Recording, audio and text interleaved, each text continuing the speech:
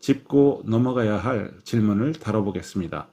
이 시위는 정말 자발적인 시민운동이었을까요? 아니면 이미 구축된 거대한 NGO 자금 네트워크가 뒷받침한 정치 프로젝트였을까요? 오늘 방송은 누가 옳고 그르다를 판단하는 방송이 아닙니다. 우리는 오직 하나만 보겠습니다. 돈은 어디서 와서 어떤 구조를 통해 흘러갔는가? 미국의 많은 시민운동 단체들은 직접 기부금을 받기도 하지만 대부분은 중간 조직을 통해 돈을 받습니다. 대표적인 구조가 바로 아라벨라 어드바이저스 산하의 1630 Fund, Ties Foundation. 이 조직들은 Fiscal Sponsorship 혹은 Grant Management 구조로 기업, 재단, 개인 기부금을 여러 NGO와 프로젝트로 재분배합니다. 이 과정에서 기부자의 실명이 공개되지 않는 경우가 많고 최종 수혜 단체만 보이게 됩니다. 이걸 흔히 다크머니 구조라고 부릅니다. 불법은 아니지만 투명성 논란은 계속 제기되어 왔습니다.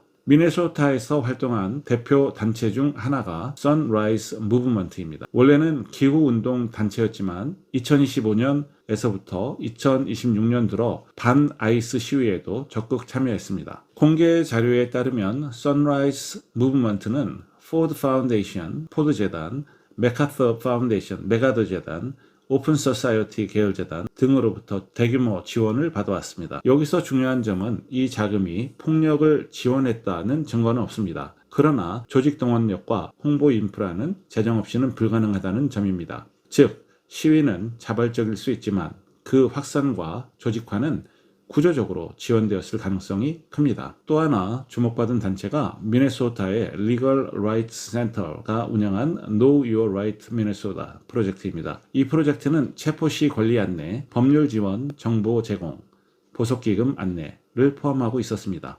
일부 보도에서는 이 프로젝트 페이지가 People's Bail Fund of Minnesota와 연결돼 Anti-ICE, 그러니까 반아이스 시위 참가자들의 보석 지원과 이어졌다고 전합니다. 다시 강조합니다. 이것은 불법이 아닐 수 있습니다. 그러나 NGO, 시위, 보석기금, 재단자금 이 하나의 생태계로 연결되는 구조는 분명히 정치적 영향력을 형성합니다. 이 구조에 또 하나의 논란이 더해졌습니다. 바로 외국 국적 거액 기부자 문제입니다. 대표 사례가 스위스 국적 억만장자 한스 요르그 위스가 있고요. 그리고 네빌 로이 싱엄이 있습니다. 싱엄은 현재 중국 상하이에 거주하며 미국 내 여러 NGO 및 미디어 프로젝트를 후원해 왔습니다. 미국 의회 일부 의원들과 연구기관들은 그의 자금이 중국 공산당의 외교 선전 노선과 유사한 메시지를 확산시킨다고 주장하고 있습니다. 싱엄 본인은 이를 부인하고 있습니다. 현재 중요한 점은 이것입니다. 이미 의회 차원의 조사와 보고서가 존재한다는 사실입니다. 즉, 음모론이 아니라 정치, 외교적 논쟁의 대상이 되었다는 것입니다. 이 모든 내용을 종합하면 이렇게 정리할 수 있습니다. 시위는 시민이 합니다. 그러나 시위가 커지고 조직화되고 지속되려면 자금과 조직 인프라가 필요합니다. 그리고 이 인프라는 거대 재단, 중간 자금 허브, 법률 지원 단체, 온라인 크라우딩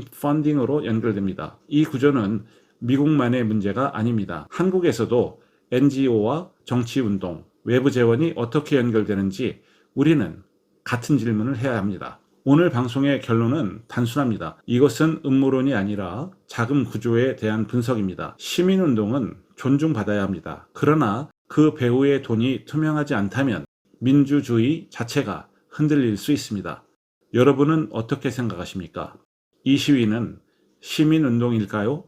아니면 정치 프로젝트일까요? 댓글로 여러분의 의견을 남겨주시기 바랍니다. 지금까지 아는 통역사였습니다. 감사합니다.